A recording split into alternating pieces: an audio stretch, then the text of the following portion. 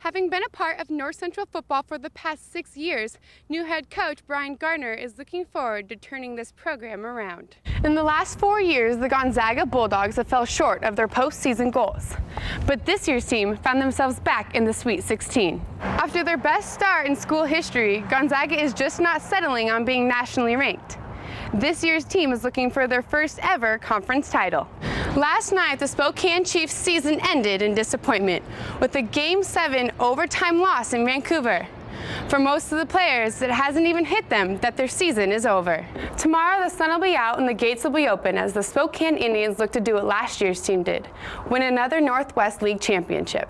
With their season opener at home, the Spokane Shock lit up their fans and the scoreboard.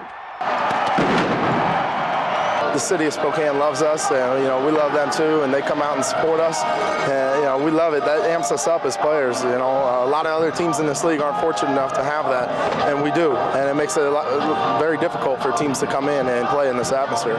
An atmosphere that the Spokane Shock is very well used to, except for those few new rookies they added to the squad. It's nice having some of the talent that we have in here. Spokane is an awesome place, and those young guys want to come play in Spokane. It was just fun. I'm just happy to be here, and the game's way easier than outdoors, so it's just, a fun thing. Beginning with a bang and the ninth man on their side, the Shock, both veterans and newcomers, came out to fight. Have them come out 110%, physical, mentally, they were right there and got the win. That was the major thing about it, but I think we did great. I think the big turning point was that interception for a touchdown right before the half. Gave us a lot of momentum, and our guys came out and scored in the second half right away. I think that was kind of the backbreaker of the game. With the final score of 59-42 and their first win under their belt, the Shock are working towards the championship that last year's team let slip right through their fingers. At the Spokane Arena, I'm Lauren Dascenzo, KXOY HD Sports. The Spokane Shock are on the road again this week with the opportunity to increase their lead in the West. The division leaders and the only unbeaten team left in the West, the Shock meet the Stockton Lightning once again this Saturday night. But this time, they are going without their starting receivers, Andy Olson and Charles Dillon.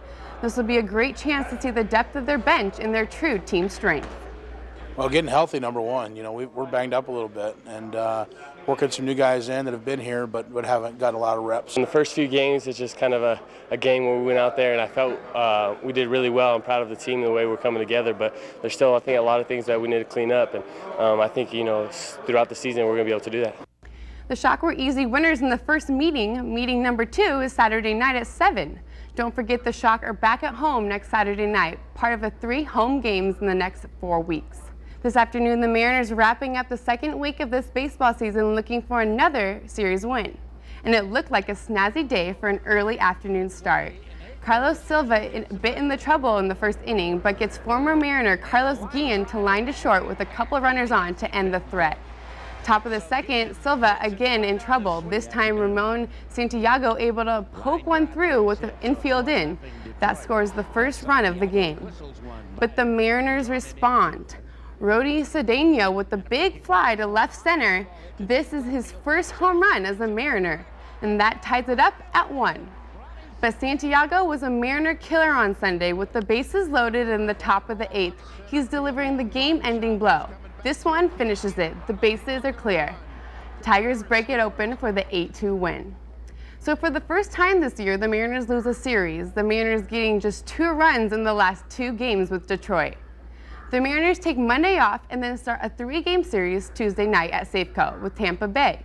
The Rays are struggling too, having won just 5 of the first 13 games. Our coverage starts at 6 on 920 KXOY and 1080 KVNI. After jumping into the national rankings last week, the Gonzaga Bulldogs lost 2 of 3 in Portland, trying to save the week as they welcome Arizona this afternoon. What a nice day out at the ballpark. Top of the second inning, scoreless. Arizona strikes first. Jet Bandy goes deep to left and gone. Solo home run for the Wildcats. They're up 1-0.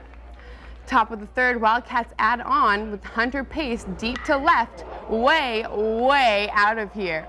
Over the net, Arizona builds a 3-0 lead. Bottom of the 5th, the Bulldogs answer.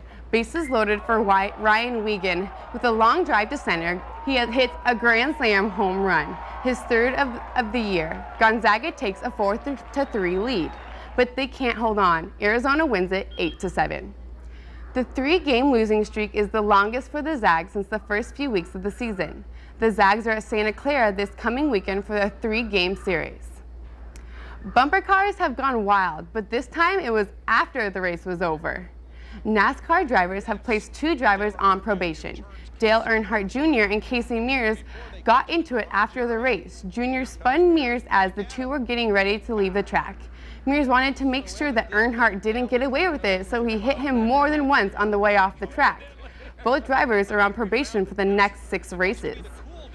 That's it for sports. A final check of tomorrow's forecast when we return.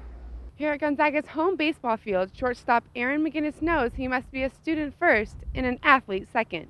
When balancing school and sports, it is important to find a priority.